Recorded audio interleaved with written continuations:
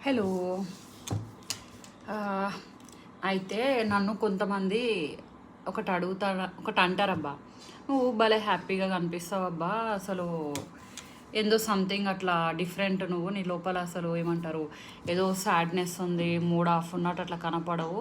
భలే జోవియల్‌గా హ్యాపీ మూడ్‌లో కనిపిస్తావు. ఎట్లా హ్యాపీగా ఉండగలుగుతావు నువ్వు" అని అంటారు. ఇప్పుడు నేను అనుకుందాం హ్యాపీగా ఉన్నానేమో అంటే, నాకైతే ఏమంటారు లైఫ్ వడ్డిచ్చిన విస్తరిలాగైతే అస్సలైతే ఉండదు కదా. నాకు ఒక్కదానికి ఎగ్జామ్షన్ అయితే లైఫ్ ఆ ఆప్షన్ అయితే ఇవ్వదు కదా. సో ఆబ్వియస్గా అట్లా ఎవ్వరికీ ఉండదు. ఎంత పెద్ద అంబానీకే కావచ్చు, అడుక్కుతినేటోడైనా కావచ్చు, ఎవడికొండే లొలి పంచాదులు ఆడికి అనేటివి ఉంటాయి. అదేంటంటే మనం తీసుకునే విధానాన్ని, ఏమంటారు మన మెంటాలిటీని బట్టి ఉంటుంది. అవును, నిజంగానే నేనైతే మోస్ట్లీ హ్యాపీగా ఉండడానికి ట్రై చేస్తాను. నలుగురిలో కలిసినాను అంటే ఆ కాసేపు జోవియల్గా నవ్వుకుంటూ సరదాగా ఉంటాను. ఎవరి మీద నాకు ఏ కంప్లైంట్ ఉండదు, ఎవరిని నేను ఏమనను, ఎవరి మీద నాకు ఏ ఎక్స్పెక్టేషన్ ఉండదు. ఈవెన్ లైఫ్ మీద కూడా నాకు ఎక్స్పెక్టేషన్ ఉండదు. గో విత్ ఫ్లో అన్నట్టు ఉంటుంది అనమాట.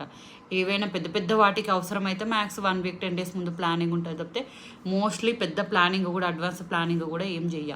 ఏ క్షణం ఎట్లా అనిపిస్తుంది, ఓకే ఫైన్. రోజువారీ లైఫ్ రెగ్యులర్గా నడిచేది మాత్రం నా డ్యూటీ ఏంది, responsibility as a wife, as a mother, as a daughter, మా అమ్మ వాళ్ళకి, యాజ్ అ ఒక లేడీగా రోజువారీ జీవితంలో నా లైఫ్ అనేది, నా లైఫ్ రెస్పాన్సిబిలిటీస్ ఏంటి అనేవి అవైతే ఒక షెడ్యూల్ ప్లానింగ్ ప్రకారం రోజు డిసిప్లిన్గా అవి పోతుంటాయి.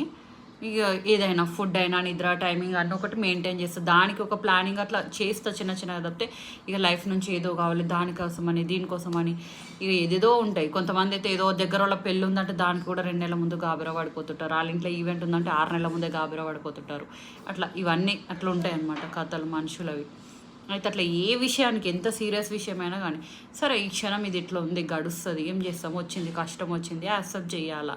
అది ఇప్పుడు మనం బాధపడుతూ మూడ్ ఆఫ్లో ఉన్నంత మాత్రాన అది సార్ట్ అవుట్ అవ్వదు. ఒక ప్రాబ్లం ఉంది, ఒకటి వచ్చింది, దానికి ఎట్లా సొల్యూషన్ చేయాలా, దాని నుంచి ఎట్లా బయటపడాలా, దానికి ఉన్న ఆప్షన్స్ ఏంటి, ఇట్లాంటి ఆలోచన చేస్తే తప్పితే అంతకుమించి ఏమి ఉండదు. మళ్ళీ ఎవరి మీద పడి ఏడవను. సరే ఒక్కొక్కరిది ఒకటి, దూరం కొండల నుండి పని అంటే కొంతమంది దూరం నుంచి చూడడానికి హ్యాపీగా అనిపిస్తారు.